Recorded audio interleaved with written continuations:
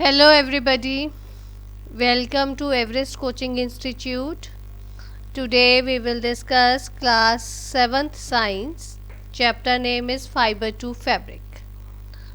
बेटा this is the last video of this chapter. इस chapter की लास्ट वीडियो है। पहले इस चैप्टर की पूरी डिटेल डिस्कशंस में कर चुकी हूँ। आज सिर्फ हमने लास्ट पोर्शन डिस्कस करना है, तो अभी हम देखते हैं हमने क्या डिस्कस करना है। Processing silk from cocoon, processing silk की कोकून से कैसे प्रोसेसिंग होती है हमने वो करनी है। तो उसमें सबसे फॉर्म्स का रियर जो हमने किया था उसे एक बार दोबारा आपको रिव्यू हो जाएगा इसका। तो रियरिंग सिल्क फॉर्म्स, क्योंकि हमें सिल्क फॉर्म्स पहले पालने पड़ते हैं ना, उसके बाद में सिल्क हमें मिलती है। तो जो फीमेल सिल्क फॉर्म है वो हंड्रेड्स ऑफ एग्स देती है मलबेरी लीव्स के ऊपर, राइट। वो जो मलबेरी ट्री की लीव्स के ऊपर वो एग्स देते हैं, फिर उससे आगे प्रोसेसिंग स्टार्ट होती है। उसे कैटरपिलर बनता है, फिर वो कोकून बनाता है, राइट। तो ये जो मलबेरी ये जो सिल्क फॉर्म जो एग्स देती है, इनको बड़े ध्यान से अगर स्टोर करके रखना है, मान लो उसी टाइम आपने सारी प्रोसेसिंग नहीं करवानी है, आपके पास फ्रेश मलबेरी लीव्स नहीं है, कंडीशंस इतनी अच्छी नहीं है, तो उनको हम क्या करते हैं, उनको क्लॉथ के ऊपर बड़े सेफली उनको स्टोर करके रख लेते हैं।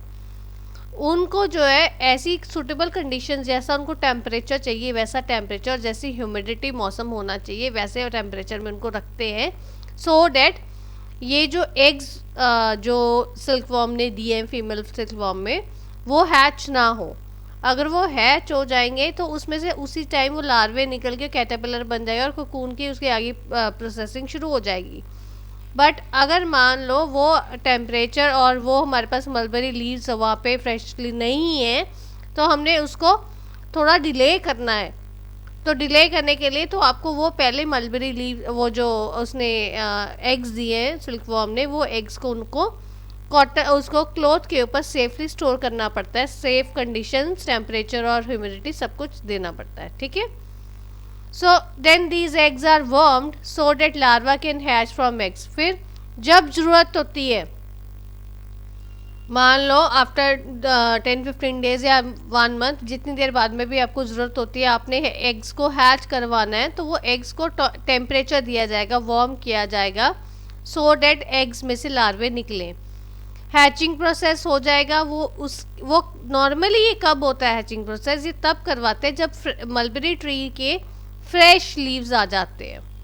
पुराने लीव्स डैमेज हो चुके हैं, ख़राब हो गए हैं, वो जब गिर जाते हैं, झड़ जाते हैं और फ्रेश लीव्स आते हैं, ये नॉर्मली उस टाइम किया जाता है ताकि उनको अच्छा न्यूट्रिशन मिले।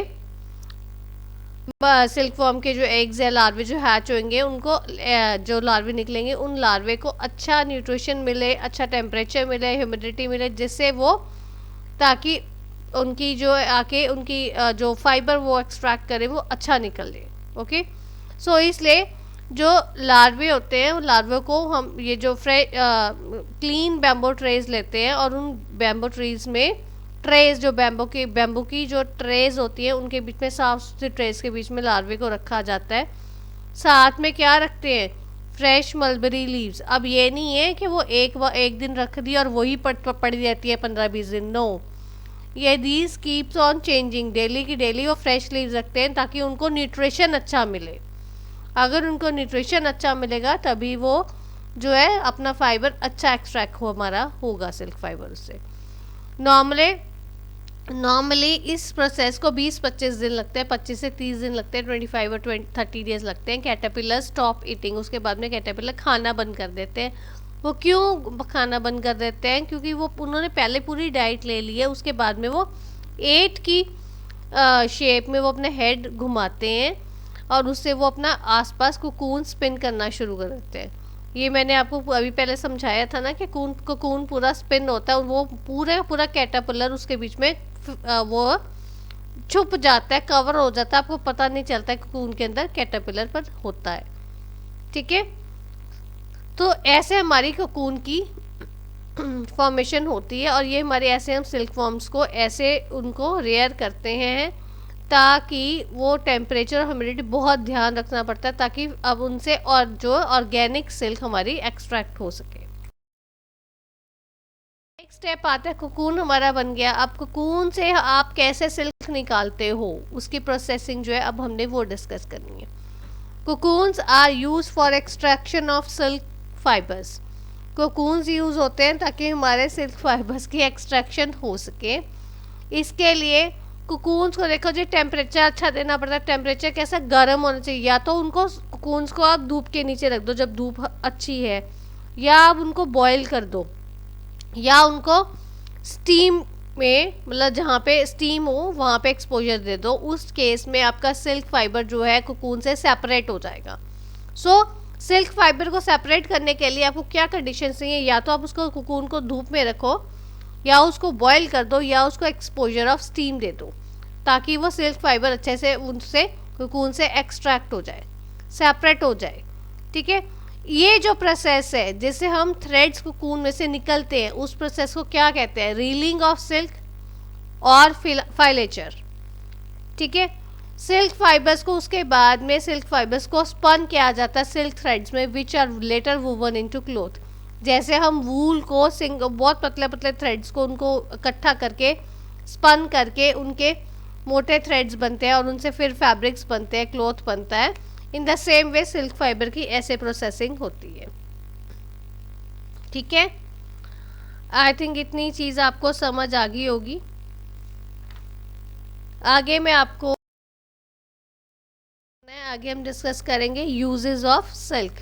सिल्क के क्या क्या फ़ायदे हैं, किस काम के लिए यूज़ होती है। आप देखो, आप अपने घर में आपने अपने पेरेंट्स को देखा होगा सिल्की वो टाई, पापा टाई पहनते हैं, या मम्मी साड़ीज़ पहनती हैं, या सूट्स पहनती हैं, ड्रेस मटेरियल पहनती हैं, या स्कार्फ लेते हैं।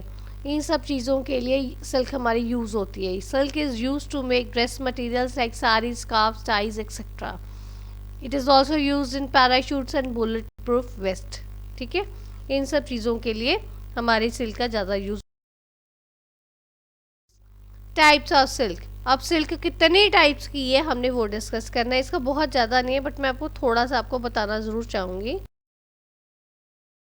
बहुत सारी सिल्क मार्केट में अवेलेबल है, जैसे टसा सिल्क है, मुगा सिल्क है, कोसा सिल्क है, ऐसी बहुत सारी सिल्क हैं, खादी सिल्क है, बहुत सारी सिल्क ऐसी जो आपकी मार्केट में अवेलेबल है, क्रेप सिल्क एंड ऑल। सो पर जो सबसे कॉमन सिल्क है जो हमें वो क्या कौन सी है, वो मलबरी सिल्क है, जो जिसकी अभी प्रोसेसिंग मैंने आपको बताई है, वो सबसे कॉमन सिल्क है। और वो हमें कहाँ से मिलती है, वो मलबरी सिल्क मॉथ से मिलती है। ओके बच्चे, so this is all about the chapter fiber to fabric. I hope everything is clear to you. Even though अगर आपको कुछ नहीं समझ आता, you are most welcome to give your feedback in the comment box. Thanks for watching.